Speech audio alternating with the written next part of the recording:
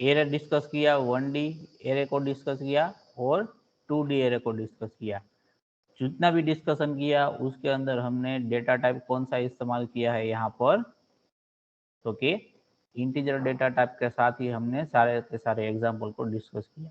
तो अगर आपका एलिमेंट है एरे का वो सिर्फ नंबर है, मतलब उसमें रियल नंबर आपको स्टोर नहीं करना है, तो आप आपके एरे का डेटा टाइप क्या कंसीडर करते हो, तो कि इंटीजर। अगर आपको रियल नंबर स्टोर करवाना है तो आप वहां पर क्या लिख सकते हो, डेटा टाइप के तौर पे फ्लोट लिख सकते हो। तो अगर आपने इंटीजर के साथ में एग्जांपल परफॉर्म किए हैं तो आप फ्लोट के साथ इजीली एग्जांपल परफॉर्म कर सकते हो, क्योंकि उसमें सिर्फ क्या रहेगा, डेटा टाइप को चेंज करना रहेगा, और जब आप प्रिंट करोगे या फिर एक्सेस करोगे तभी आपका जो फॉर्मेट स्पेसिफायर है वो %d की जगह क्या हो जाएगा, यहाँ पर %f हो जाएगा। ठीक है। लेकिन अब जो हम डिस्कस करने वाले हैं वो क्या करेंगे हम, कि हमारा जो कैरेक्टर वेरिएबल है उसका एरे हम कंसीडर करेंगे। ठीक है। तो यहाँ पर थोड़ा सा जब आप प्रिंट करोगे तब आपको क्या करना होगा, थोड़ा सा चेंजेस आएगा। इसको जब रीड करोगे तब भी थोड़ा सा चेंजेस आएगा। तो वो चेंजेस कौन कौन से होते हैं वो हम आज के सेशन में डिस्कस करेंगे। पहले मैं बता देता हूँ कि कैरेक्टर एरे मतलब क्या होगा। सपोज मैंने यहाँ पर हेलो लिखा है, ठीक है, तो ये क्या हुआ, पूरा स्ट्रिंग हुआ। ठीक है, पूरा क्या हो गया, स्ट्रिंग हो गया। और मैं इसको साथ में कैरेक्टर एरे भी बोल सकता हूँ। ठीक है, क्यों, क्योंकि इसमें एलिमेंट जो है सारे ओके 1 कैरेक्टर है, और जितने भी एलिमेंट है सारे के सारे कौन से है, सेम डाटा टाइप के है, उसका डाटा टाइप क्या है, कैरेक्टर है। तो ये जो आपका है स्ट्रिंग और कैरेक्टर की डेफिनेशन को क्या करता है, सेटिस्फाई कर सकता है एरे की डेफिनेशन को। इसलिए इसको हम क्या बोलेंगे, कैरेक्टर एरे भी बोल सकते हैं और उसको स्ट्रिंग भी बोलेंगे अब। ठीक है, तो आज का जो सेशन है वो हमारा स्ट्रिंग के ऊपर होगा कि स्ट्रिंग को हम सी प्रोग्रामिंग के अंदर किस तरीके से यूज कर सकते हैं कैरेक्टर एरे की मदद से। अगर आपको कोई भी स्ट्रिंग स्टोर करवाना है तो उसका डेटा टाइप क्या होगा, फॉर एग्जांपल हमें जीपी बूझ इस तरीके से कोई भी वेरिएबल के अंदर स्टोर करवाना है तो किस तरीके से करवाएंगे, तो उसके लिए हमें क्या लगेगा, कैरेक्टर एरे की रिक्वायरमेंट होगी। ठीक है, स्टोर सारा सर जो भी स्ट्रिंग होता है वो टेस्ट वैल्यू स्टोर करने के लिए होता है ना, स्ट्रिंग वैल्यू। सॉरी, स्ट्रिंग हमें जब मतलब कैरेक्टर हम कब यूज करते हैं, जब टेस्ट वैल्यू सेव करनी हो तो, जैसे जीपी बूट करके। हाँ, कोई भी आपका स्टेटमेंट है उसको आपको स्टोर करवाना है। ठीक है, ये जो स्ट्रिंग होगा उसका हम मेन यूज कब करेंगे, जब हम जो भी फाइल रीड कमेंट और करने राइट के का लिए। ऑपरेशन करेंगे तभी हम इसको डिटेल में इस्तेमाल करेंगे इसका। ठीक है, तब तक हमें कोई भी रिक्वायरमेंट नहीं होगी इसका इस्तेमाल करने की, जब हम फाइल को रीड और राइट करेंगे, क्योंकि फाइल में जो भी डेटा आप रीड करोगे या फिर राइट करोगे वो सारा का सारा डेटा कौन से फॉर्म में होगा, in the form of string, string string के फॉर्म में होगा। ठीक है, तो हाँ, अभी अभी सिर्फ हम, कैरेक्टर। हाँ, तो स्ट्रिंग कोई भी होगा आपका उसको आपको वेरिएबल के अंदर स्टोर करना है तो किस तरीके से करोगे आप, तो कि जो कोई भी स्ट्रिंग है उसको स्टोर करने के लिए आपको कैरेक्टर एरे की रिक्वायरमेंट होगी। ठीक है, तो सपोज जीपी भूज को आपको स्टोर करना है तो यहाँ पर हम लिखेंगे कैरेक्टर, और एरे के नाम आप कोई भी लिख सकते हो। फॉर एग्जाम्पल हम college_name, ये आपका वेरिएबल का नाम हो गया, और यहाँ पर आपको साइज देना है। ठीक है, और इक्वल टू आप क्या कर सकते हो, इस तरीके से जीपी बूझ लिख सकते हो। यहाँ पर 10 साइज दिया है तो आपका जो भी ये स्ट्रिंग होगा वो कितना होगा, मैक्सिमम 9 एलिमेंट का होगा, 9th का होगा। ठीक है, मैक्सिमम साइज इसका क्या होगा, 9 होगा। एक आपको एक्स्ट्रा रखना है, क्यों रखना है वो अभी आगे डिस्कस करेंगे। मैक्सिमम साइज क्या रख सकते हैं हम, 9। तो यहाँ पर कितने हैं, 1 2 3 4 5 6 7, टोटल 7 कैरेक्टर है। तो हमें कोई भी प्रॉब्लम नहीं है, हमारा ये 10 का जो साइज है उसके हिसाब से। ठीक है, लेकिन अगर 10 का साइज है तो उसके अंदर आपको मैक्सिमम कितने कैरेक्टर लिखने हैं उस स्ट्रिंग के अंदर, जो कि 9। एक एक्स्ट्रा कैरेक्टर आपको रखना है जिसको बोलेंगे हम नल कैरेक्टर। क्या बोलेंगे, नल कैरेक्टर बोलेंगे। ये नल कैरेक्टर की रिक्वायरमेंट क्यों होगी वो भी हम आगे डिस्कस करेंगे, लेकिन जब कभी भी आप स्ट्रिंग लिखोगे तो आपको जो भी एरे का साइज है वो आपकी स्ट्रिंग की रिक्वायरमेंट जितनी हो उससे क्या रखना है, एक ज़्यादा रखना है। क्यों? क्योंकि लास्ट में क्या स्टोर होगा, एक जो आपका एलिमेंट होगा वो क्या होगा, नल कैरेक्टर होगा। तो इसको हम किस तरीके से नोटिफाई करेंगे, तो स्लैश एन, ये 0 है, ठीक है, स्लैश 0, तो वो क्या होगा, आपका नल कैरेक्टर होगा। तो ये बेसिक ओवरव्यू था आपका, तो इसके बारे में आगे देखेंगे अभी। तो हमारा जो पीपीटी बनाया हुआ है उसका, तो उसके ऊपर आगे डिस्कस करते हैं कि स्ट्रिंग किस तरीके से हम सी प्रोग्रामिंग के अंदर इस्तेमाल कर सकते हैं। तो पहले यहाँ पर डेफिनेशन उसका दिया गया है कि स्ट्रिंग क्या है, तो कि it is a sequence of character enclose in double quote, जैसे कि हमने यहाँ पर अभी एग्जांपल में लिखा था जीपी भुज। ये वन ऑफ द वे है आपका स्ट्रिंग को डिक्लेयर करने के लिए। दूसरा वे कौन सा है वो अभी आगे डिस्कस करेंगे। तो दूसरा पॉइंट यहाँ पर क्या है कि it is collection of character array element, ठीक है। इसको आपको स्टोर करना है तो उसके लिए आपको क्या लगेगा, कैरेक्टर एरे लगेगा, ठीक है। तो जितने भी यहाँ पर कैरेक्टर है वो सारे क्या है, आपके एलिमेंट है, उसका डेटा टाइप क्या है, कैरेक्टर है। जैसे कि हमारे पास इंटीजर एरे में इंटीजर एलिमेंट था, यहाँ पर हमारे पास कैरेक्टर एलिमेंट है, और सबको जो ग्रुप में करेंगे हम तो क्या बनेगा, हमारा एक स्ट्रिंग बनेगा, ठीक है। नेक्स्ट पॉइंट है आपका, normally string is useful for storing data like name, address and city. तो इस तरीके के जो आपको डेटा स्टोर करने हैं तभी हम किसका इस्तेमाल करेंगे, स्ट्रिंग का इस्तेमाल करेंगे, यानी कि कैरेक्टर एरे का इस्तेमाल करेंगे, ठीक है। अगर आप कोई भी प्रोग्राम बना रहे हो और उसमें आपको यूजर का नेम है वो डिस्प्ले करवाना है, कभी भी उसका एड्रेस आपको डिस्प्ले करवाना है, या फिर उसका सिटी डिस्प्ले करवाना है, तो अगर आपको डिस्प्ले करवाना है तो आप डिस्प्ले कब करवा सकते हो, जब उसका डेटा आपके पास अवेलेबल हो। तो उसका डेटा आप स्टोर करोगे कौन से फॉर्म में, तो कि स्ट्रिंग के फॉर्म में स्टोर करोगे। बाद में जब कभी भी आपको रिक्वायरमेंट होगी तब आप उसको क्या करोगे, रीड करके डिस्प्ले करवाओगे। तो कोई भी डेटा है उसको आप स्टोर करो या फिर बाद में रीड करके डिस्प्ले करवाओ, तो उसको आपको पहले कहाँ पर करवाना होगा, कोई भी वेरिएबल होगा उसके अंदर स्टोर करवाना होगा। बाद में वेरिएबल की मदद से आप क्या करवा सकते हो, कोई भी डेटा है उसको डिस्प्ले करवा सकते हो, ठीक है। तो कहाँ पर होगा, तो कि नेम, एड्रेस एंड सिटी जैसा कोई भी डेटा हो उसके साथ हम स्ट्रिंग का इस्तेमाल करेंगे। नेक्स्ट है, ASCII code is normally used to represent string in memory. ये ASCII कोड क्या है वो अभी हम आगे देखेंगे किस तरीके से इसको हम यूज कर सकते हैं सारे के सारे कैरेक्टर को, ठीक है।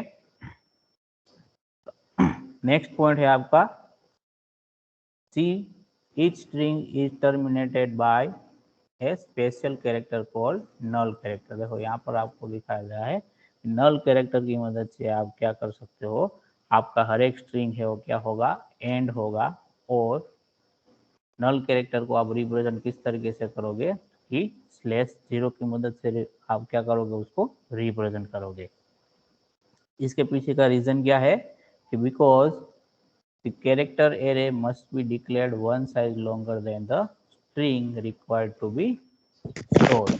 ये null character हमें लास्ट में वहाँ पर रखना है हर एक स्ट्रिंग के बाद में। उसकी वजह से हमें क्या करना होगा कि हमारा जो कैरेक्टर एरे है वो आपको जितनी भी आपकी स्ट्रिंग की रिक्वायरमेंट है उससे एक साइज क्या करना होगा, ज़्यादा का डिक्लेयर करना होगा।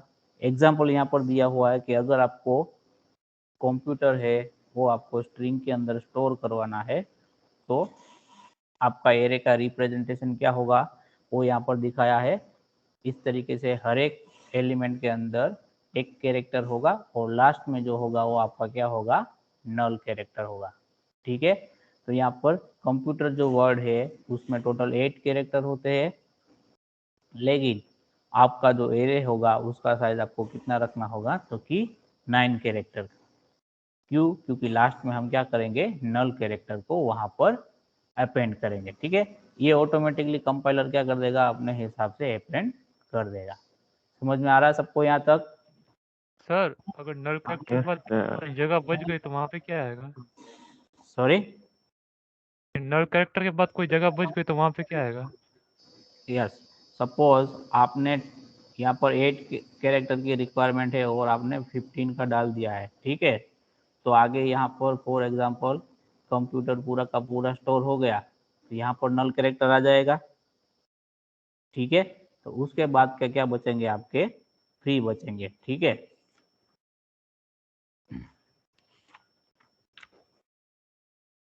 और किसी को कोई डाउट है इसमें?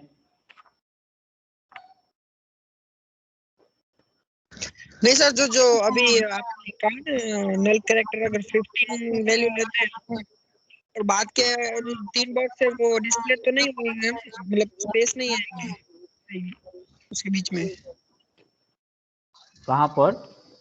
अभी जो एक स्टूडेंट ने क्वेश्चन किया ना कि अगर 8 कैरेक्टर्स की रिक्वायरमेंट है और हम अगर वैल्यू 15 की डाल रहे हैं और हाँ, कंप्यूटर ही खत्म हो जाता है, तो उसके बाद के जो रिमेनिंग वैल्यू स्पेस रहती है उसका क्या होगा? नहीं, वो आपका अनयूज्ड होगा, ठीक है। रिमेनिंग स्पेस आपका अनयूज्ड होगा। ओके।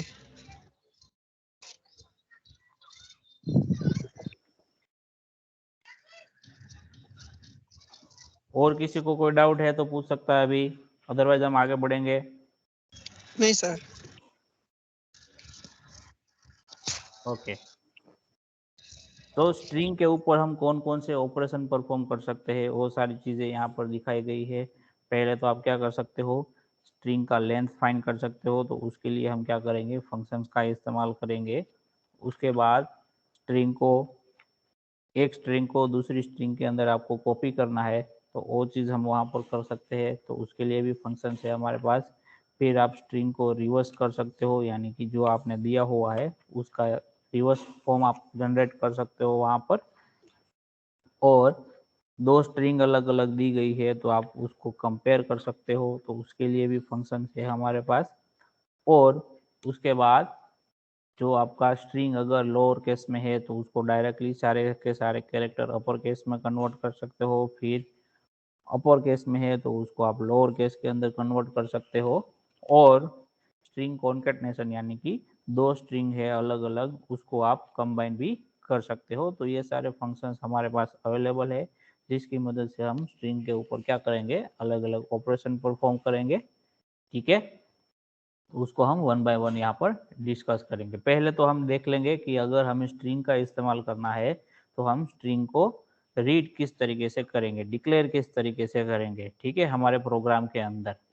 तो यहाँ पर मैंने जैसे आपको बताया था कि कोई भी स्ट्रिंग है उसको रीड करने के लिए, यानी कि उसको स्टोर करने के लिए हमें किसकी रिक्वायरमेंट होगी, तो कि कैरेक्टर एरे की रिक्वायरमेंट होगी। तो यहाँ पर कैरेक्टर एरे हमने यहाँ पर डिक्लेयर कर दिया हुआ है।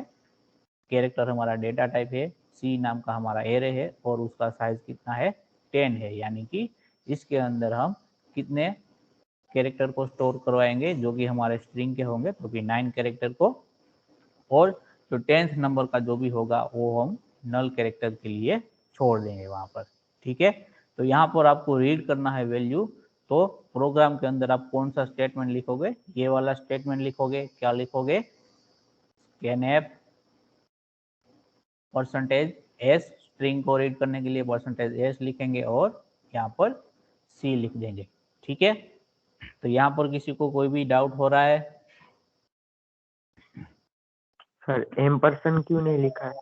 यस, यहाँ पर हम जब स्ट्रिंग का इस्तेमाल कर रहे हैं तब हम एम्परसेंड का इस्तेमाल नहीं करेंगे, ठीक है। स्ट्रिंग रीड कर रहे हैं तभी हम एम्परसेंड का इस्तेमाल नहीं करेंगे। डायरेक्टली क्या लिख देंगे, यहाँ पर जो भी हमारा कैरेक्टर एरे होगा उसका नाम लिख देंगे, ताकि जो भी वैल्यू हम रीड करेंगे वो सारी की सारी कहाँ पर स्टोर होगी, हमारे कैरेक्टर एरे के अंदर। स्ट्रिंग के साथ में हम एम्परसेंड यूज नहीं करेंगे। बाकी सभी डेटा टाइप में अगर आप सिंगल कैरेक्टर रीड कर रहे हो, ठीक है, फॉर एग्जांपल स्कैनफ परसेंटेज सी का इस्तेमाल किया है, तो आपको यहाँ पर एम्परसेंड इस्तेमाल करने की रिक्वायरमेंट होगी। और वहाँ पर आप क्या करोगे, सिंगल कैरेक्टर ही रीड करोगे और उसको आप कैरेक्टर एरे में, जैसे इंटीजर एरे में इंडेक्स की मदद से हम स्टोर करते थे, वैसे ही कैरेक्टर सी नाम का जो एरे है हमारा, उसमें 0 नंबर की इंडेक्स पर आप जो भी कैरेक्टर रीड करोगे वो वहां पर स्टोर करवाओगे, तब आपको M% की रिक्वायरमेंट होगी। लेकिन जब हम %s यानी कि स्ट्रिंग के साथ हम M% का इस्तेमाल नहीं करेंगे। समझ में आ रहा है सबको? Yes sir. Yes sir. Sir एक साथ में कितनी कैरेक्टर की वैल्यू उसी की वैल्यू रीड कर सकते हैं? यहाँ पर हाँ यहाँ पर एक साथ। वो तो आपका एरे का साइज जितना होगा उसके हिसाब से आप रीड कर सकते हो। ओके ठीक है, सर देखो अभी हम इसके ऊपर प्रैक्टिकल करके देखते हैं कि कितने हम हाँ डेटा को रीड करते हैं। ठीक है, हाँ ठीक है।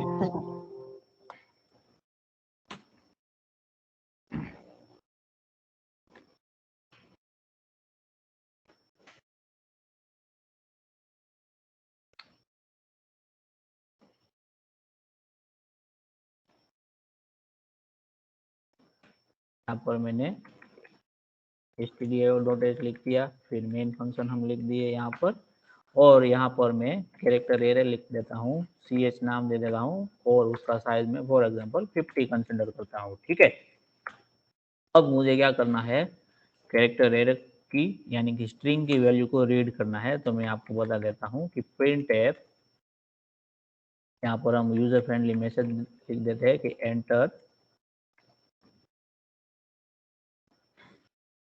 योर नेम, इस तरीके से हम लिख देते हैं। ठीक है, और उसको हम स्टोर कहाँ पर करवा रहे हैं, तो कि हमारे ch नाम का जो भी वेरिएबल है उसके अंदर उसको हम स्टोर करवा रहे हैं। ठीक है, अब बाद में जो भी ch नाम का जो भी वेरिएबल है उसके अंदर जो भी डेटा स्टोर होता है, कितना डेटा स्टोर हुआ वो हमें पता नहीं है, तो उसको चेक करने के लिए वापस से हम क्या करवाएंगे, जो भी डेटा वहां पर स्टोर हुआ है उसको हम क्या करवाएंगे, वहां पर प्रिंट करवाएंगे। तो प्रिंट करने के लिए हम वहां वापस से क्या लिखेंगे, %s, और जो भी वेरिएबल की वैल्यू आपको प्रिंट करनी है उसका नाम। तो यहाँ पर हमें कैरेक्टर एरे को प्रिंट करवाना है, तो हमने ch लिख दिया। ठीक है, यहाँ पर हमने %s किया है, तो उसका मतलब क्या होगा, कैरेक्टर एरे के अंदर जितने भी एलिमेंट होंगे सारे के सारे वहां पर क्या हो जाएंगे, वो डिस्प्ले हो जाएंगे। ठीक है, इससे पहले क्या कर देते हैं, हम एक एक्स्ट्रा यूजर फ्रेंडली मैसेज डाल देते हैं, printf send आउटपुट, इस तरीके से लिख के। ठीक है, ताकि हमें पता चले कि हमारा आउटपुट कहाँ से हमें मिल रहा है। तो अब मैं ये प्रोग्राम को एग्जीक्यूट कर रहा हूँ और मैं यहाँ पर लिख रहा हूँ। ठीक है, फॉर एग्जांपल मैं यहाँ पर लिख देता हूँ गवर्नमेंट पॉलिटेक्निक भुज।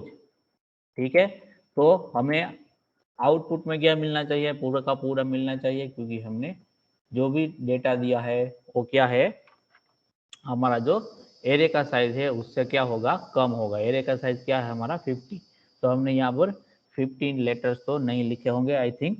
ठीक है, 50 से ही कम ही होंगे, तो सारे का सारा हमारा कैरेक्टर एरे के अंदर स्टोर हो जाना चाहिए। ठीक है, लेकिन यहाँ पर होगा नहीं, क्यों, हमें आउटपुट में क्या मिलेगा, सिर्फ फर्स्ट लेटर फर्स्ट वर्ड ही हमें आउटपुट में मिलेगा, ये वाला। अभी जैसे हम प्रोग्राम को एग्जीक्यूट करते हैं, ठीक है, एंटर जैसे ही प्रेस करेंगे तो हमें आउटपुट में क्या मिलेगा, सिर्फ फर्स्ट वर्ड ही मिला आउटपुट में। देखो ऐसा क्यों हुआ, ऐसा इसलिए हुआ कि स्कैनफ फंक्शन जो है उसकी ये लिमिटेशन है। क्या लिमिटेशन है, कि जब कभी भी आपने जो भी इनपुट दिया है उसमें जैसे ही ब्लैंक स्पेस आएगा, जैसे कि यहाँ पर आया 2 वर्ड के बीच में स्पेस हमने रखा था, तो वहां से वो रीड करना बंद कर देगा। कहाँ तक रीड करेगा, जब तक उसको स्पेस मिलेगा तब तक वो रीड करेगा, उसके बाद का वो निगलेक्ट करेगा। ठीक है, तो स्कैनफ ने रीड किया पूरा का पूरा, तो उसको फर्स्ट टाइम ब्लैंक स्पेस कहाँ मिल गया, तो कि गवर्नमेंट और पॉलिटेक्निक 2 वर्ड के बीच में हमने यहाँ पर स्पेस रखा हुआ है, तो उसको वो मिल गया। तो वहां तक उसने पढ़ा, रीड किया, आगे का बाकी का उसने क्या कर लिया कि अभी यहाँ पर ब्लैंक स्पेस आ गया है तो आगे कोई भी डेटा नहीं होगा, ऐसा एज्यूम कर लिया, और वहां से उसने रीड करना बंद कर दिया। ठीक है, लेकिन एक्चुअल में डेटा वहां पर अवेलेबल था। तो ये क्या है, हमारा जो स्कैनफ फंक्शन है उसकी एक लिमिटेशन है, वो कहाँ तक रीड करेगा, जब तक उसको फर्स्ट ब्लैंक स्पेस मिलेगा तो वहां तक वो रीड करेगा, उसके बाद वो रीड करना बंद कर देगा। तो अगर हम आउटपुट में ये जो मैसेज है वो विदाउट ब्लैंक स्पेस लिखेंगे तो पूरे का पूरा वहां पर हमें मिलेगा। तो वापस से हम करते हैं प्रोग्राम को एग्जीक्यूट। ठीक है,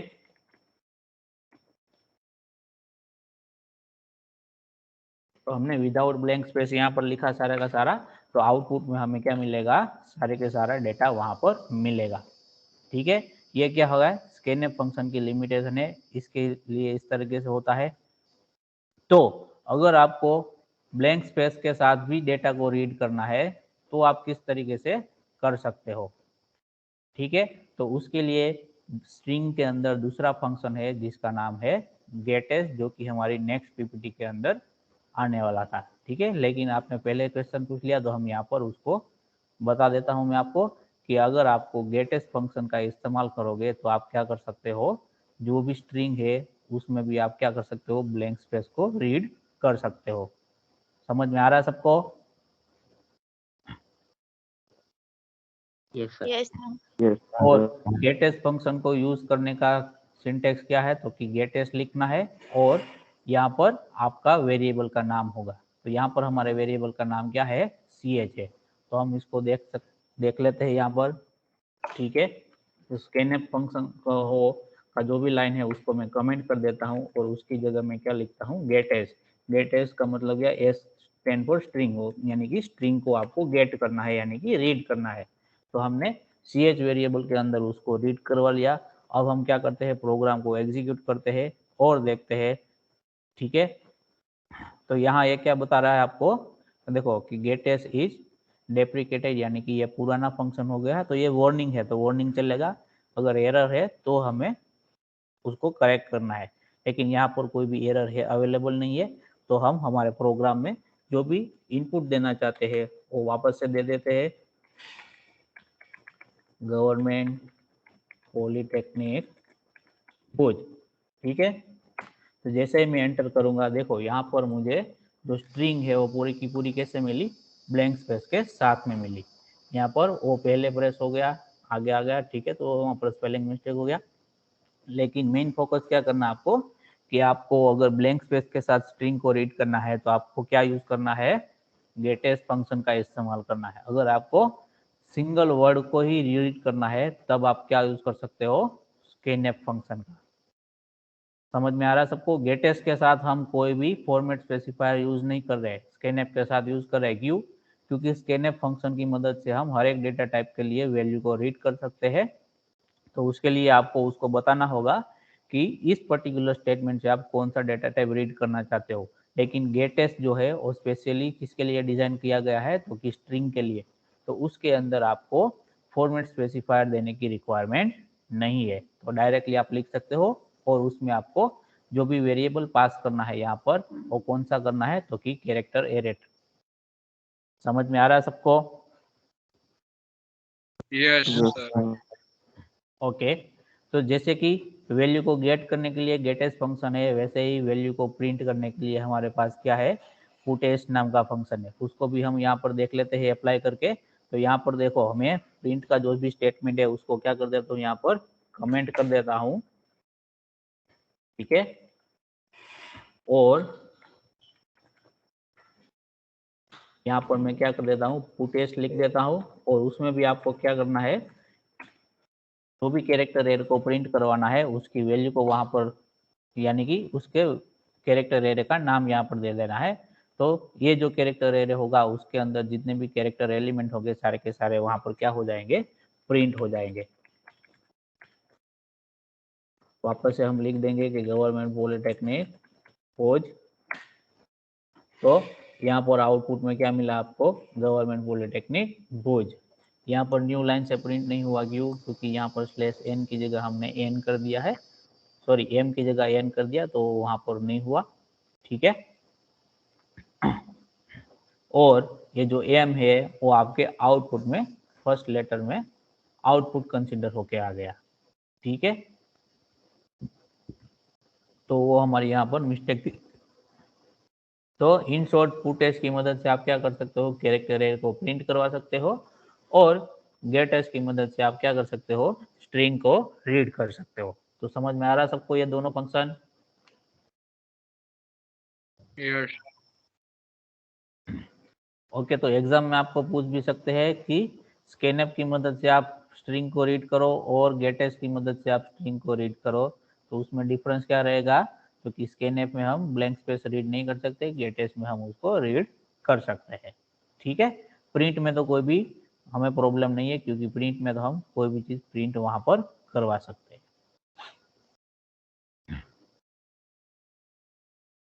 ओके, तो डिक्लेरेशन, हाँ बोलो। आउटपुट में एम कैसा है, एम गवर्नमेंट के आगे?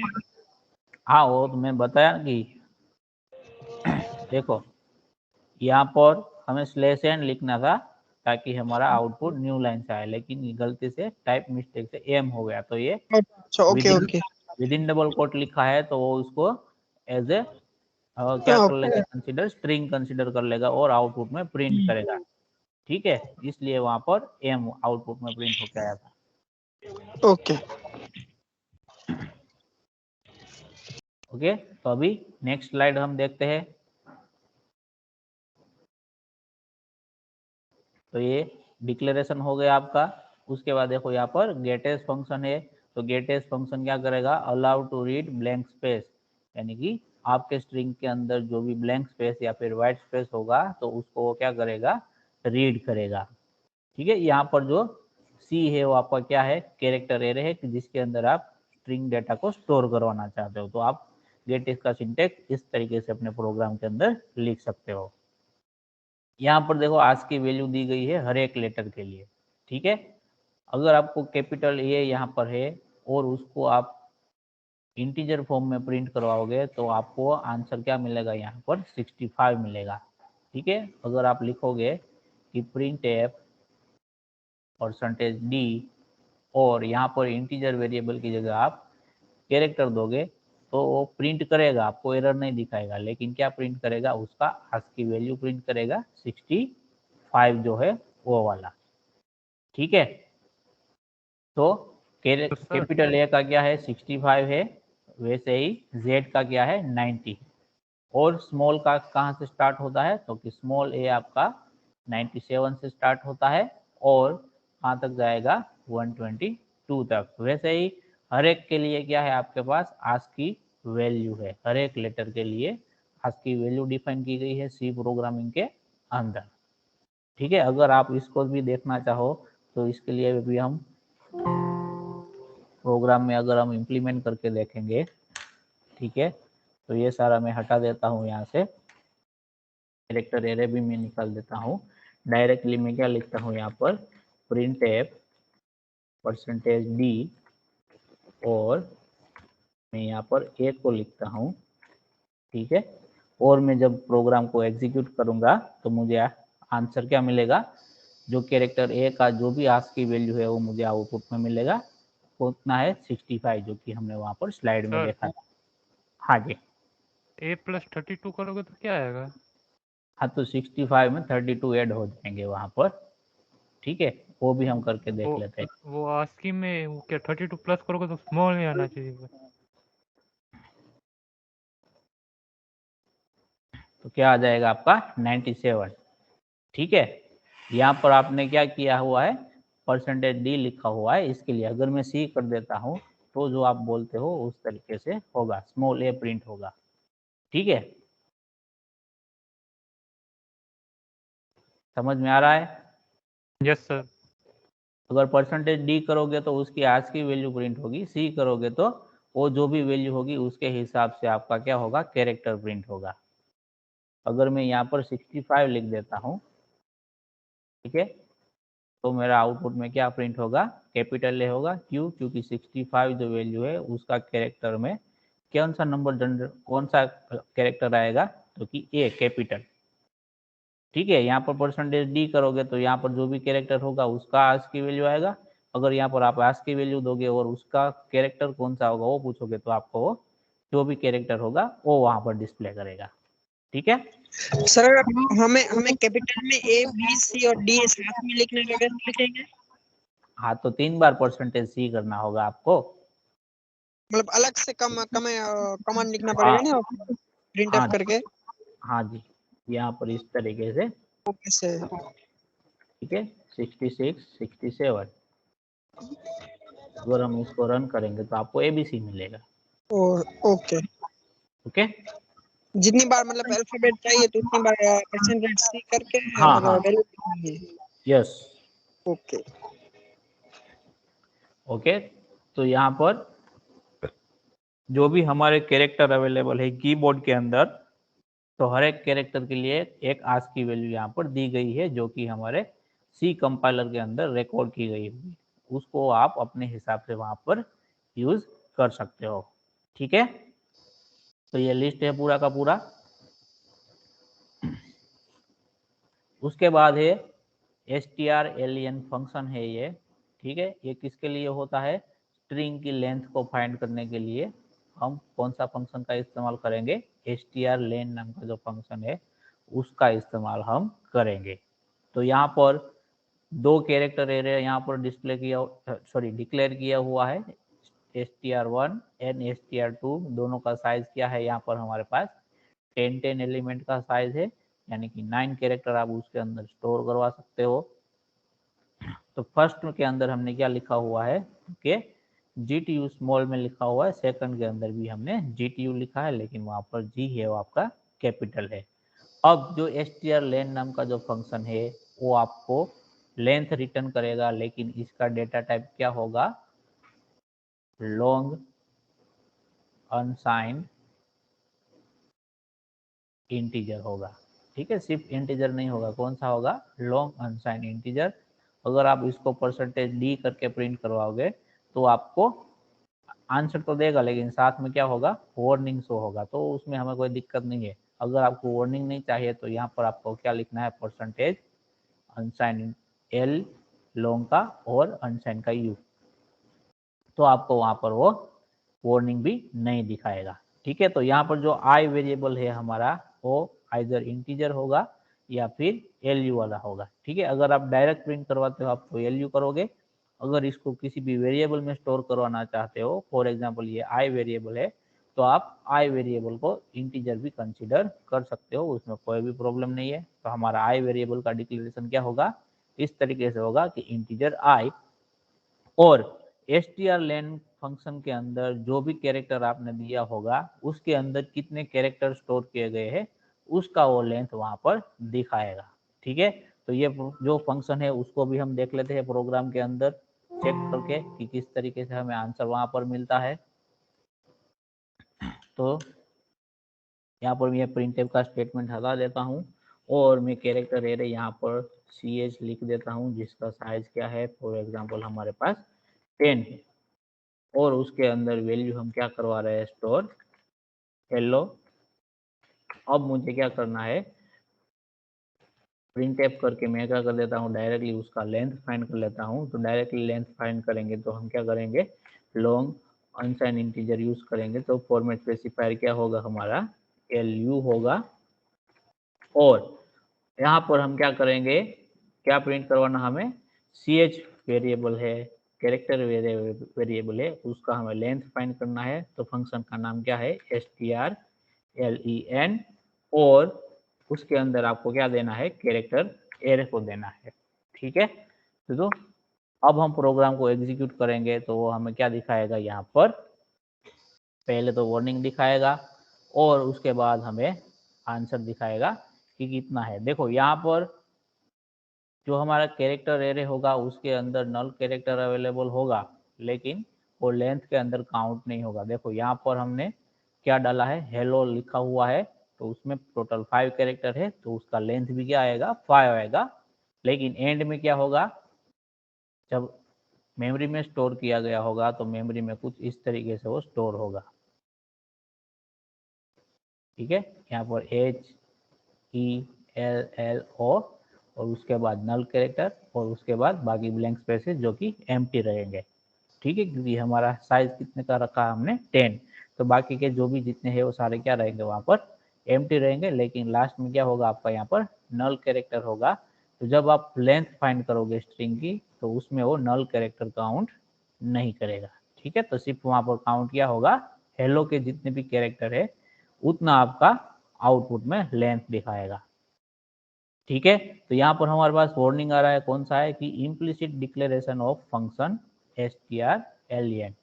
इम्प्लिसिट मतलब अवेलेबल है ऑलरेडी आपके पास। तो ये चीज कहाँ पर अवेलेबल है, तो कि हमारा string.h नाम का फाइल है उसके अंदर ये फंक्शन रेडीमेड अवेलेबल है। हमें इसको यूज करना था, ठीक है, लेकिन हमने ये फंक्शन को हमारे प्रोग्राम के साथ लिंक नहीं किया तो हमें यहाँ पर एरर नहीं दिखाया।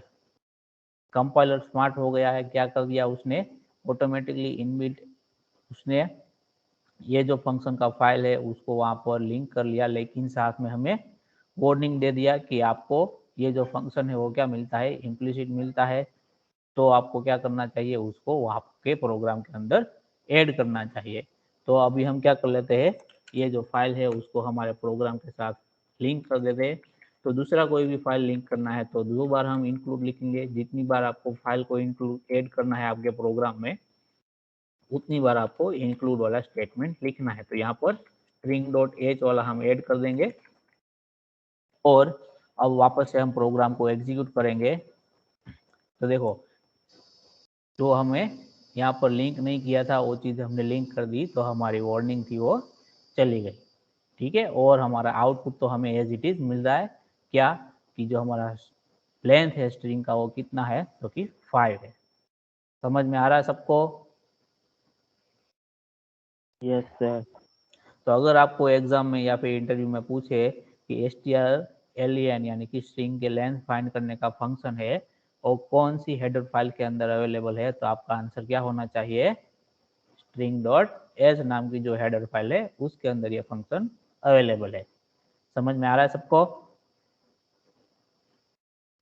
सर यस हाँ सर। जी, हम ये बोलो। फॉर लूप करके ये हेलो को स्मॉल कैरेक्टर कर सकते हैं आज की वैल्यू के इस्तेमाल से?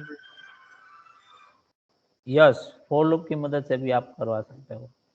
ठीक है,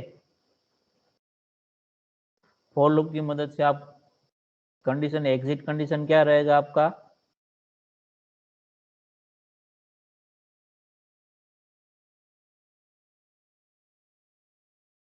आप क्या करवाओगे, हर एक बार क्या करोगे, ये आपका कैरेक्टर एलिमेंट एरे है, ठीक है, तो उसमें आप क्या करोगे, 1 बाय 1 एलिमेंट को रीड करोगे। यहाँ पर HELLO, तो आपको रीड कब तक करना है, जब तक आपको नल कैरेक्टर रीड करने में ना मिले तब तक आपको क्या करते जाना है, रीड करते जाना है। इसी पर्पज के लिए यहाँ पर नल कैरेक्टर को ऐड किया गया है। ठीक है, नल कैरेक्टर को क्यों ऐड किया गया है, ताकि अगर आप सिंगल कैरेक्टर को भी रीड करो तो भी आप पता लगा सको कि आपका स्ट्रिंग है वो कहाँ तक है।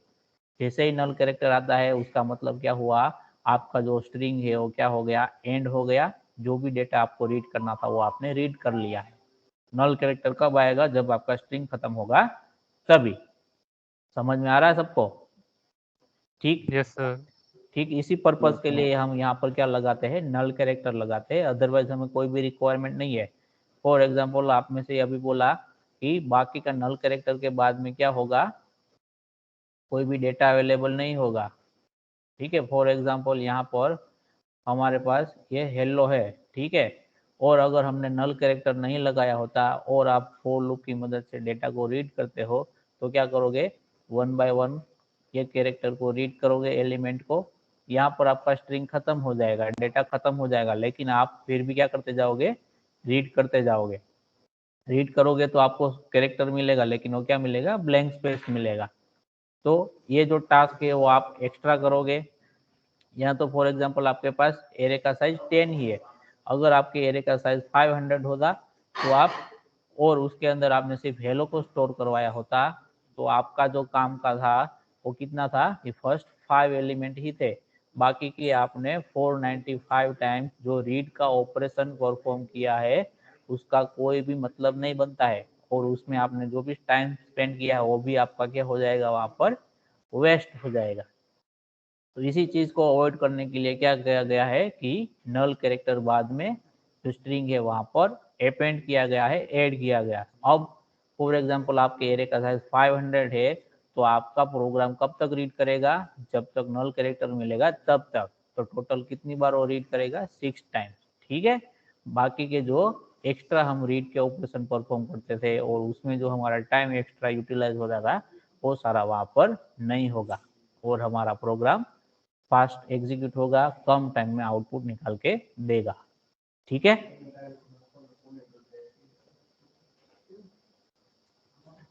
इसमें किसी को कोई डाउट है तो पूछो।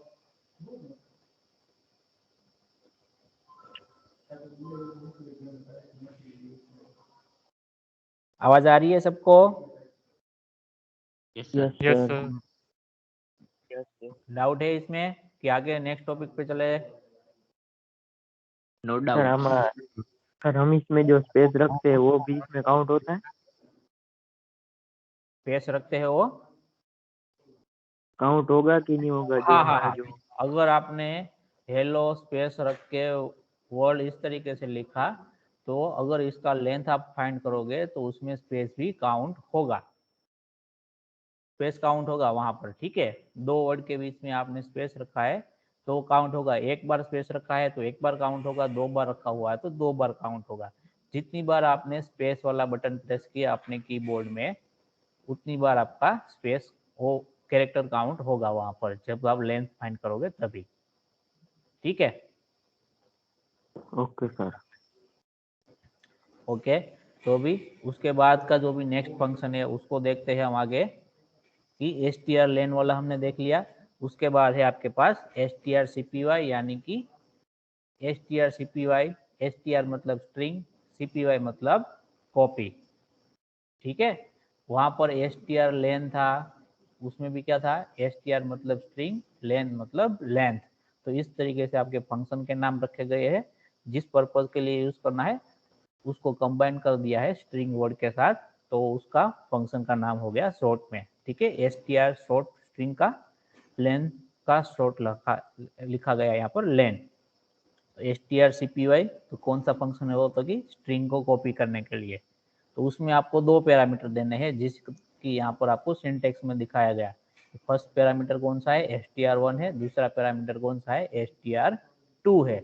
अगर आप इस तरीके से पैरामीटर देते हो तो कौन सा स्ट्रिंग किस में कॉपी होगा, तो यहाँ पर लिखा हुआ है कि जो सेकंड पैरामीटर है वो फर्स्ट के अंदर क्या होगा, आपका कॉपी होगा, यानी कि str2 का जो भी वैल्यू होगा वो कहाँ पर कॉपी होगा, str1 के अंदर। समझ में आ रहा है सबको? पैरामीटर 2 जो होगा वो कहाँ पर कॉपी होगा, 1 के अंदर। अगर मैं यहाँ पर इस तरीके से लिखता कि strcpy, str2 एंड str1, तो यहाँ पर क्या होगा, स्ट्रिंग 1 है उसके अंदर जो भी डेटा होगा वो कहाँ पर कॉपी होगा, तो कि str2 नाम का जो कैरेक्टर एरे है उसके अंदर कॉपी होगा। समझ में आ रहा है सबको? Yes sir. सर तो दोनों की वैल्यू सेम नहीं हो जाएगी? हाँ, दोनों की सेम हो जाएगी। कॉपी करना है मतलब क्या होगा, दोनों को सेम करना है हमें, तभी हम कॉपी करेंगे ना, अदरवाइज हमें कॉपी नहीं करना है। अगर अलग अलग रखनी है तो कोई बात नहीं। ठीक है, ओके सर। कॉपी का मतलब ये है कि अगर आपको जो भी वैल्यू है उसके सिमिलर यानी कि मिरर इमेज आपको उसको डेवलप करनी है, तभी हम क्या करेंगे, कॉपी करेंगे। ठीक है, तो उसके लिए हम क्या यूज करेंगे, strcpy नाम का फंक्शन वहां पर हम यूज करेंगे स्ट्रिंग की कॉपी करने के लिए। उसके बाद है str rev, यानी कि स्ट्रिंग रिवर्स। स्ट्रिंग को यहाँ पर क्या करेंगे, हम रिवर्स करेंगे। यह जो str रिवर्स नाम का जो फंक्शन है आपका, ये आपका जो ऑनलाइन कंपाइलर है, ठीक है, उसके अंदर अवेलेबल नहीं है। क्यों? क्योंकि आपका जो ऑनलाइन कंपाइलर है वो कहाँ पर है, लिनक्स कर्नल का यूज कर रहा है, और लिनक्स कर्नल के अंदर ये वाला फंक्शन डिफाइन नहीं किया गया है। तो अगर ये वाला फंक्शन आपको रेडीमेड चाहिए तो आपको क्या यूज करना होगा, सी, और वो ऑनलाइन वाला नहीं, क्योंकि ऑनलाइन वाले में क्या होगा, सिर्फ आपका आउटपुट का रिप्रेजेंटेशन चेंज हो रहा है। अल्टीमेटली वो इनसाइड कौन सा यूज कर रहा है, लिनक्स का जो भी कंपाइलर है सी प्रोग्राम के लिए उसका इस्तेमाल कर रहे हैं, जो कि है GNU कंपाइलर आपका जो भी है वो। अगर आपको ये वाला यूज करना है एसटीआर रिवर्स, तो उसको आप कहाँ पर इस्तेमाल कर सकते हो, टर्बो सी जो आप कंप्यूटर के अंदर इंस्टॉल करोगे वहां पर। ठीक है, तो इसको हम बाद में परफॉर्म करके देखेंगे। ठीक है, अभी आप समझ लो कि ये काम किस तरीके से करता है। ठीक है, एसटीआर रिवर्स क्या है, उसमें भी आपको जो भी स्ट्रिंग है उसका रिवर्स करना है, उसको एज ए पैरामीटर पास करना है एसटीआर रिवर्स नाम के फंक्शन के अंदर। तो यहाँ पर हमने str1 यानी कि ये वाला कैरेक्टर एरे को क्या किया, हमने पास किया। तो यहाँ पर अगर ये प्रिंटफ का स्टेटमेंट एग्जीक्यूट होगा तो हमारा आउटपुट क्या होगा, ये जो str1 एरे के अंदर जो भी वैल्यू है वो पूरे की पूरी क्या हो जाएगी, रिवर्स हो जाएगी, यानी कि वो राइट टू लेफ्ट प्रिंट होगा। तो यहाँ पर पहले u प्रिंट होगा, बाद में t होगा और उसके बाद g होगा। तो आपका gtu का utg हो जाएगा और आउटपुट में आपको इस तरीके से डिस्प्ले होगा। ठीक है, तो str रिवर्स फंक्शन का काम क्या है कि जो भी स्ट्रिंग आप पास करोगे फंक्शन के अंदर, उसके अंदर जो भी डेटा होगा उसको वो रिवर्स करके देगा आपको। तो ये काम था आपका str रिवर्स नाम के फंक्शन का।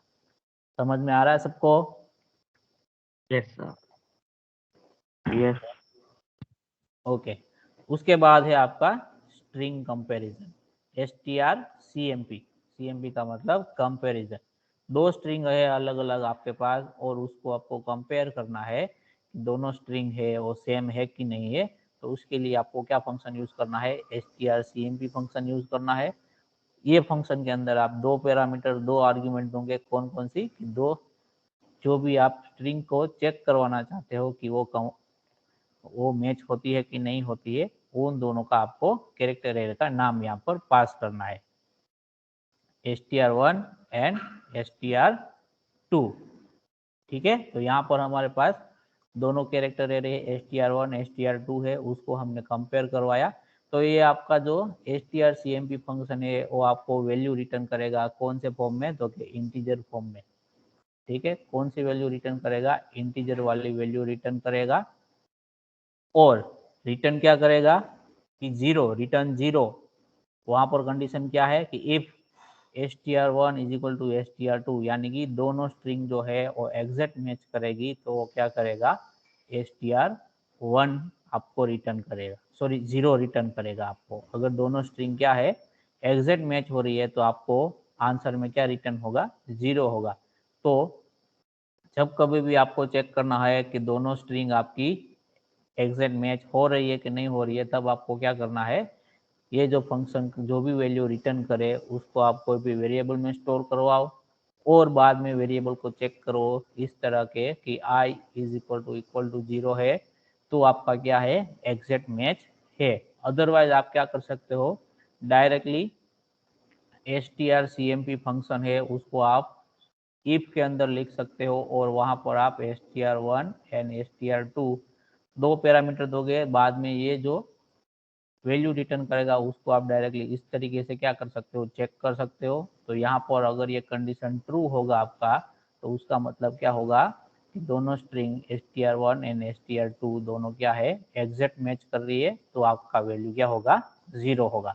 तो आप दोनों तरीके से कंपेयर कर सकते हो, डायरेक्टली इफ स्टेटमेंट के अंदर भी लिख सकते हो आप, या फिर जो भी strcmp फंक्शन वैल्यू रिटर्न करे उसको किसी वेरिएबल के अंदर स्टोर करो, बाद में उसको चेक कर लो आप। ठीक है, और लेस देन जीरो आपकी वैल्यू होगी, यानी कि जो भी वैल्यू आएगी वो जीरो से कम आएगी, यानी कि माइनस में आएगी, तब आपका क्या होगा, तो कि str1 greater than, sorry less than str2।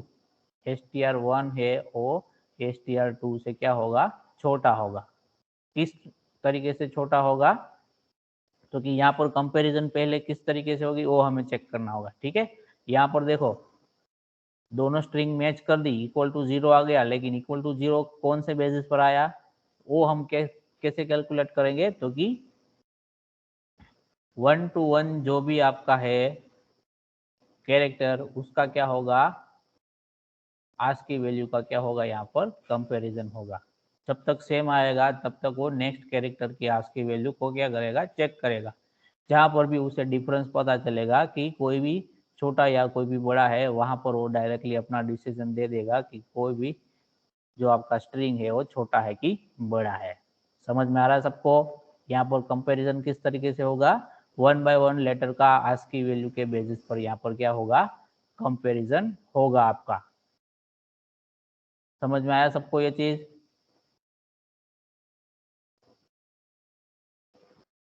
Yes sir.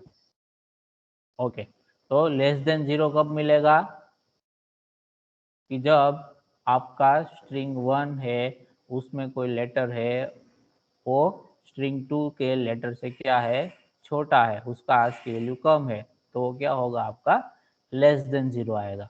Same way में ग्रेटर देन 0 कब आएगा, कि स्ट्रिंग 1 में कोई लेटर है उसका कंपैरिजन स्ट्रिंग 2 के साथ हो रहा है, तो यहाँ पर स्ट्रिंग 1 का जो भी लेटर है उसका आस्की वैल्यू ज़्यादा होगा, तो क्या देगा आपको, ग्रेटर देन 0 में वैल्यू रिप्लाई करेगा।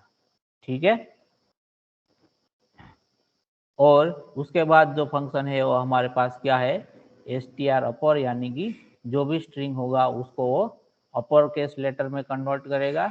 और दूसरा क्या है आपके पास, str लोअर, यानी कि str lwr, ये क्या करेगा, जो भी स्ट्रिंग आप पास करोगे उसको वो लोअर केस लेटर में कन्वर्ट करके आपको देगा। ठीक है, तो यहाँ पर हमारे पास अगेन दो एरे है हमारे पास, str1 str2, जिसके अंदर हमने स्ट्रिंग वैल्यू को स्टोर किया है। अगर आप str अपर उसके अंदर str1 नाम का कैरेक्टर एरे देते हो तो आपको वैल्यू रिटर्न में क्या मिलेगी, अपर केस में मिलेगी, कुछ इस तरीके से GTU करके। सेम वे में अगर आप str लोअर फंक्शन के अंदर स्ट्रिंग 2 एरे पास करते हो, str2 एरे पास करते हो, तो जिसका वैल्यू क्या है, फर्स्ट लेटर कैपिटल है, तो उसमें क्या हो जाएगा, सारे के सारे लेटर स्मॉल में हो जाएंगे। स्मॉल में है वो तो स्मॉल में ही रहेंगे, अगर कोई भी कैपिटल है तो वो स्मॉल हो जाएगा। तो वहां पर हम क्या करेंगे, स्ट्रिंग का वैल्यू, यानी कि स्ट्रिंग का कोई भी अपर केस लेटर होगा उसको हम लोअर केस लेटर में कन्वर्ट करेंगे। ठीक है, समझ में आ रहा है सबको यहाँ तक? सर ये ऑनलाइन कंपाइलर में चलेगा? हाँ, देख लेते हैं अभी। ठीक है,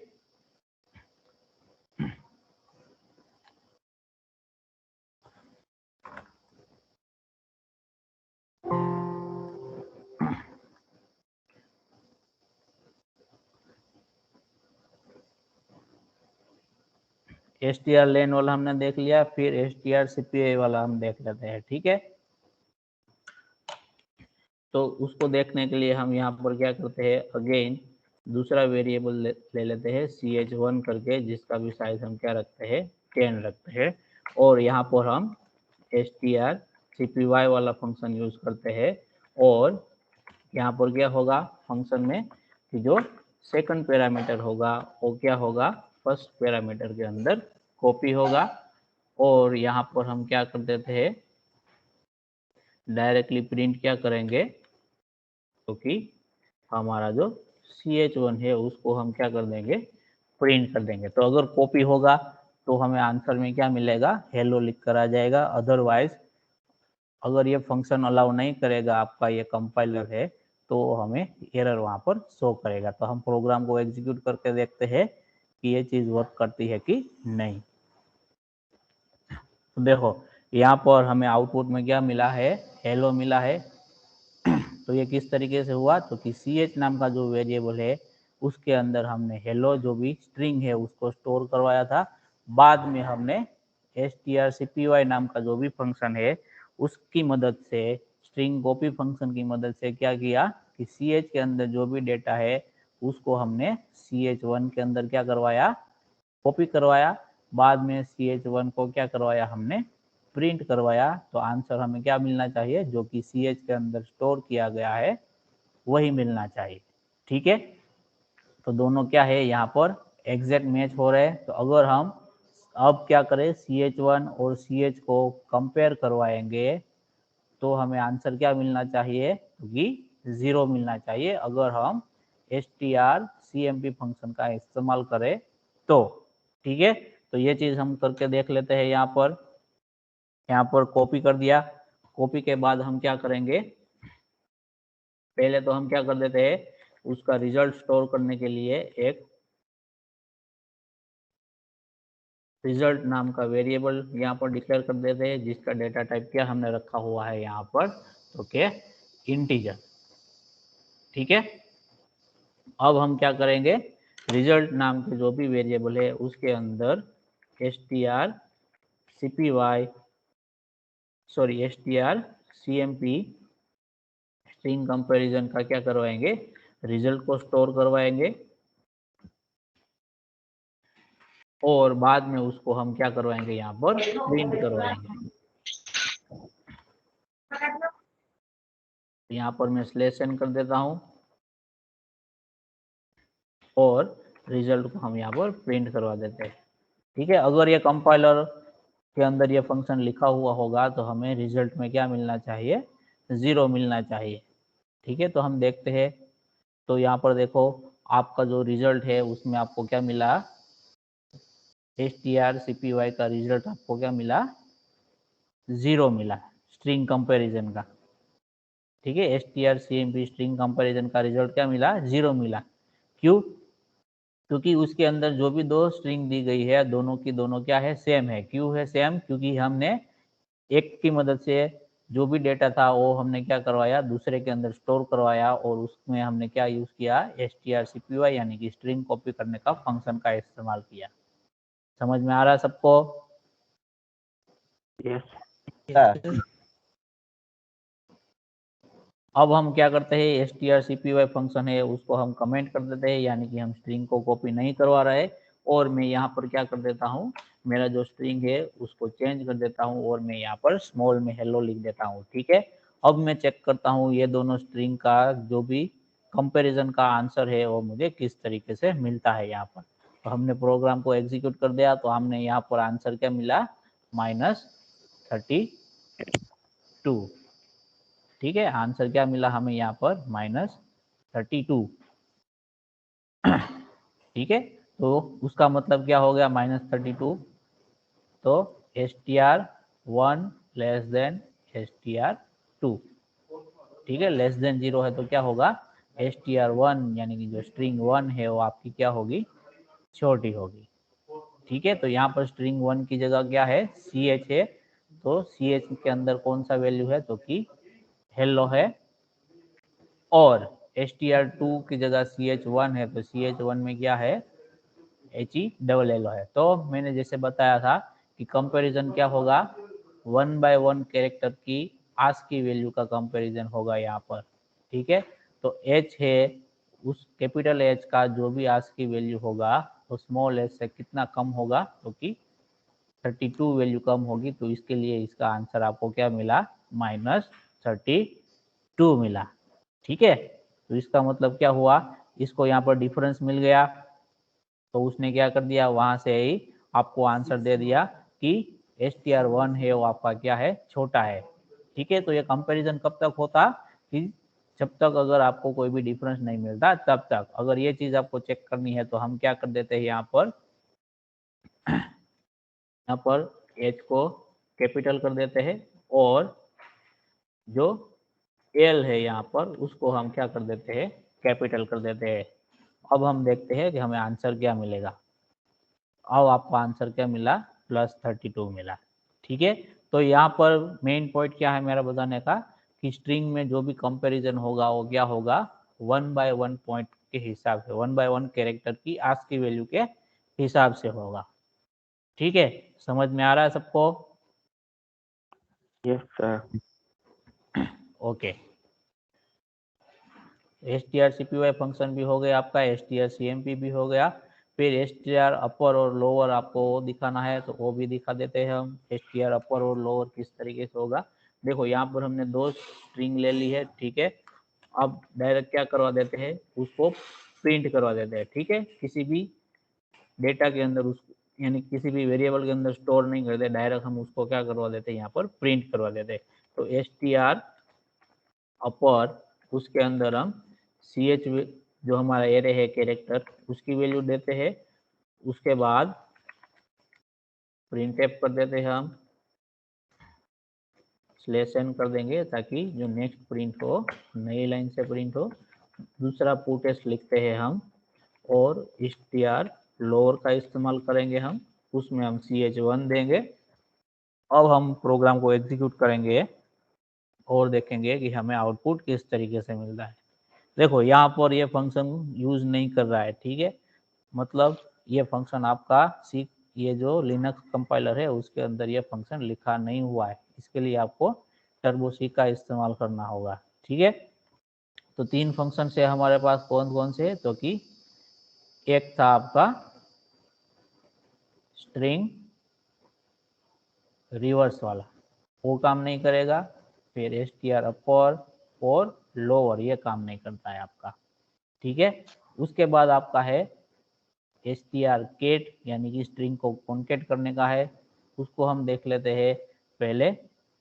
उसका सिंटेक्स किस तरीके से होगा, बाद में उसको हम प्रोग्राम में इंप्लीमेंट करके वहां पर देखेंगे। तो ये जो आपका फंक्शन है वो कौन सा है, str केट।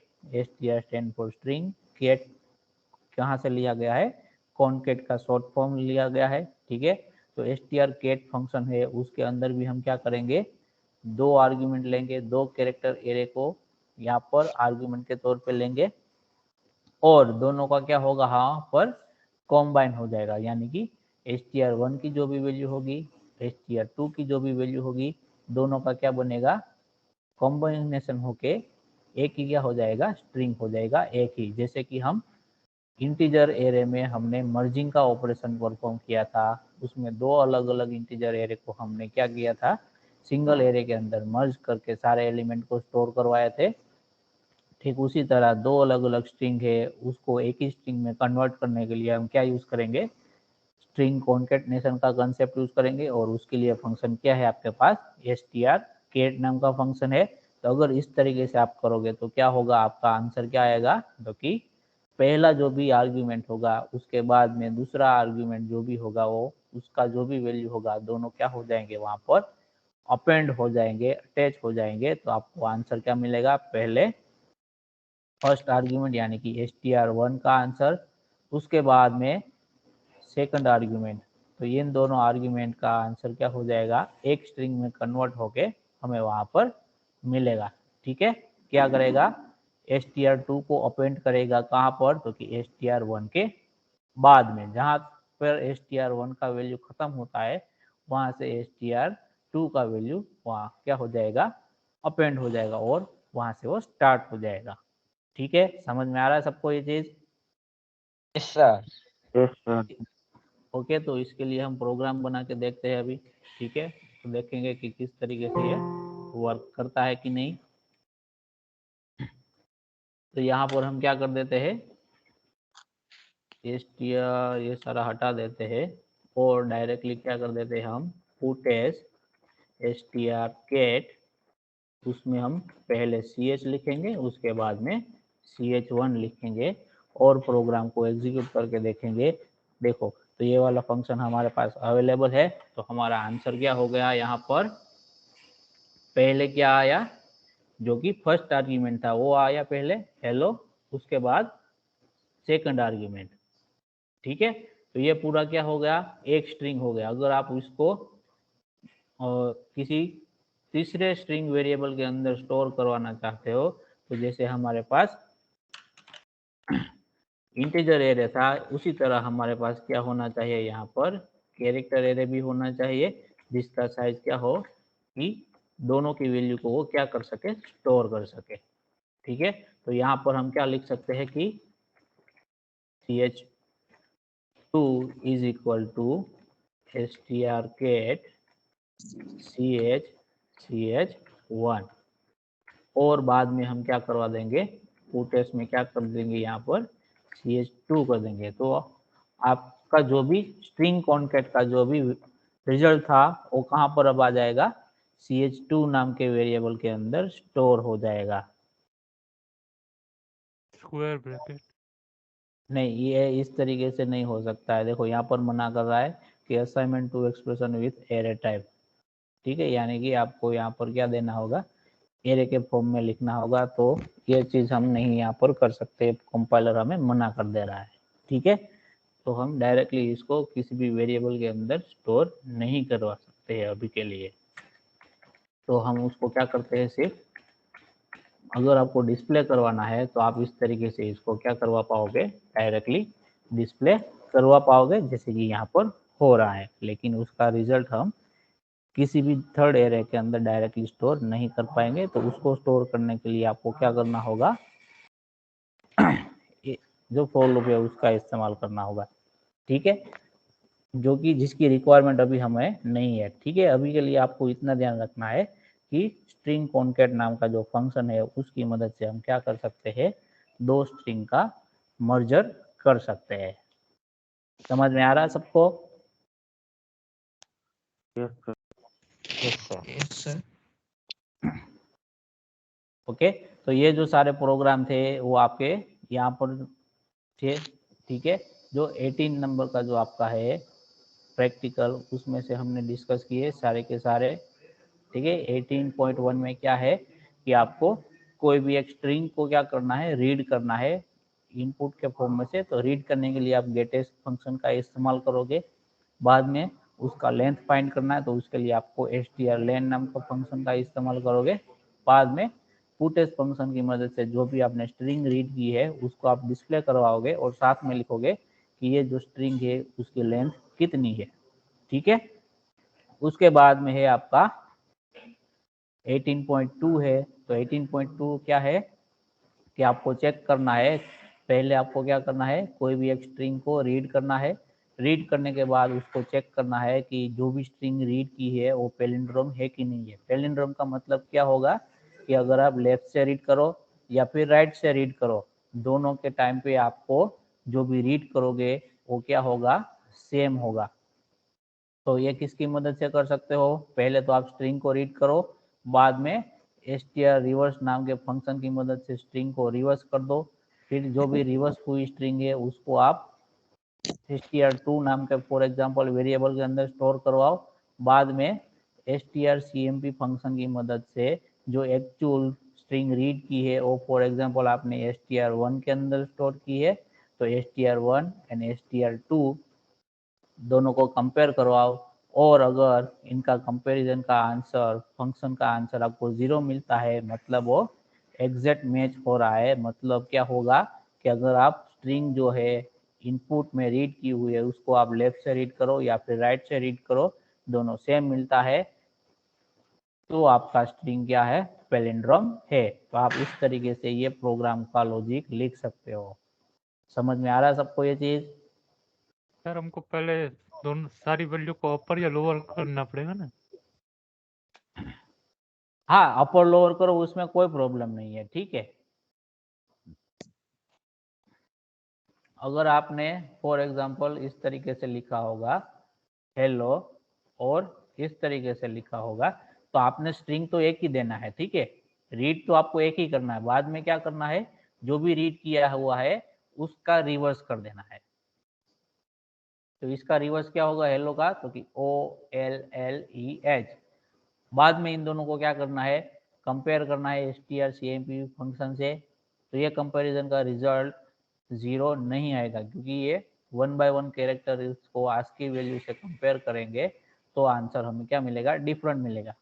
ठीक है, तो पैलिंड्रोम कहाँ पर होगा, फॉर एग्जाम्पल मैं यहाँ पर डालता हूँ कि ABA। फॉर एग्जाम्पल मेरा स्ट्रिंग इस तरीके का है, मैंने जो भी एंटर किया है वो, तो पहले ये रीड हुआ, बाद में इसका रिवर्स आप करोगे तो रिवर्स में भी आपको क्या मिलेगा, ABA ही मिलेगा।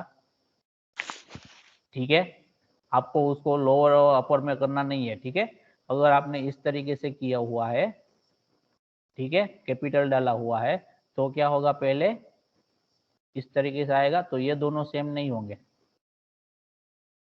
ठीक है, आपको जो भी स्ट्रिंग है उसको डायरेक्ट रिवर्स कर देना, उसको अपर लोअर में कन्वर्ट नहीं करना है। अगर आपने कैपिटल डाला है तो भी उसके हिसाब से वो काउंट करेगा, अगर नहीं डाला है तो विदाउट कैपिटल वो काउंट करेगा। लेकिन जब भी एग्जैक्ट मैच होगा तभी हम उसको पैलिंड्रोम बोलेंगे। ठीक है, ये जो लास्ट वाला ए कैपिटल होगा तो इसको हम यहाँ पर पैलिंड्रोम नहीं बोलेंगे, क्योंकि लास्ट वाला आपका क्या हो गया, कैपिटल हो गया, तो उसको आप रिवर्स से रीड करोगे तो कैपिटल पहले रीड करोगे आप। ठीक है,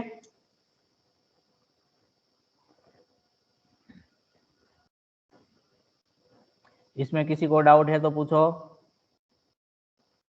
सर हाँ, ऑनलाइन कंपाइलर में रिवर्स फंक्शन नहीं कर सकते ना नहीं यूज? नहीं कर पाएगा, उसके लिए टर्बो सी आपको यूज करना होगा। ठीक है, तो अगर आपको मिलता है तो आप ढूंढ लेना, अदरवाइज मैं कल के सेशन में आपको कहाँ से मिलेगा वो मैं आपको बताऊंगा। ठीक है, ढूंढ के, अगर उससे पहले आपको फाइंड आउट कर सकते हो तो आप कर लेना, अदरवाइज मैं कल के सेशन में ढूंढ के आपको लोगों को बताऊंगा। ठीक है, सर वो ऑनलाइन हो सकता है सर? नहीं नहीं हो सकता है ना, अदरवाइज तो मैं बता देता ना, क्योंकि ऑनलाइन जितने भी कंपाइलर होंगे सारे के सारे जो हम अभी यूज कर रहे हैं वही यूज कर रहे हैं मोस्टली।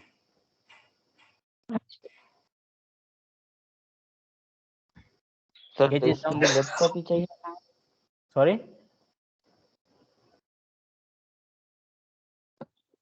हेलो, हाँ बोलो। तो इसके लिए लैपटॉप ही चाहिए? हाँ, लैपटॉप भी चाहिए आपको। ठीक है, आपके अगर आपके पास नहीं है तो आप अपने फ्रेंड के वहाँ पर कर पाओगे, अदरवाइज आप जो यहाँ पर लॉजिक मैंने एक्सप्लेन किया वैसे आप बुक में डायरेक्टली लिख सकते हो। इसमें कुछ ज़्यादा करने का नहीं है। ठीक है, आपको सिर्फ फंक्शन का ही इस्तेमाल करना है और उसको आपको चेक कर लेना है। अगर ऑनलाइन वाला मिलेगा तो मैं ढूंढ के रखूंगा, मैं आपको कल बताऊंगा। ठीक है, अभी तो मुझे पता नहीं है कि किस में हो रहा है, तो मुझे वो ढूंढना पड़ेगा। सर विजुअल स्टूडियो कोड में चलेगा कि टर्बो सी कंपलसरी करना पड़ेगा? विजुअल स्टूडियो कोड में बैकएंड में अगर टर्बो सी यूज हो रहा है और उसके अंदर ये फंक्शन अवेलेबल नहीं है सर, तो आप, टर्बो सी में आपने बोला ना टर्बो सी विंडो 10 में अच्छा नहीं चलता, हमारे हाँ पास हाँ विंडो 10 ही है। हाँ, तो उसके साथ कंपेटेबल वर्जन आपके पास अवेलेबल है तो कोई बात नहीं, आप उसका इस्तेमाल कर सकते हो। ठीक है, लेकिन ये हाँ जो सर। विंडो 10 वाला जो सपोर्टेड वर्जन है उसमें भी कंपाइलर अपडेट होके आया है। ठीक है, तो उसमें भी जो एरे वाला हमारा वो ट्राई किया था लेकिन अभी तक जो डाउनलोड किया ना वो भी एरर बता रहा है, वो अभी तक प्रॉपर कोई फाइल नहीं है हाँ हाँ, तो उसमें कभी आपके कभी पास। क्या होता है, कुछ डीएलएल फाइल मिसिंग ऐसा एरर दिखाता है कभी कभी, तो उसको आप अगर रिजोल्व कर सकते हो तो ठीक है, अदरवाइज मैं कुछ ढूंढ के बताऊंगा आप लोगों को कि कहाँ से कर सकते हो। ठीक है, sir visual studio code support करता है सब ये? हाँ तो कोई बात नहीं, आप उसके अंदर कर बना सकते हो। Okay sir, okay.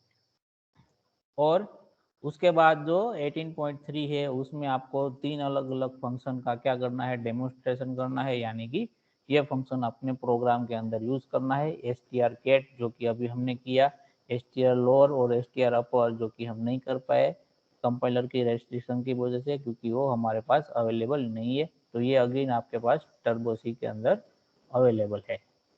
ठीक है, तो ये 18 वाला जो पूरा है उसमें मोस्टली हमने सारी की सारी चीजें कवर कर ली है यहाँ पर। तो आज के सेशन में किसी को कोई डाउट है तो पूछो अभी। सर हाँ जी,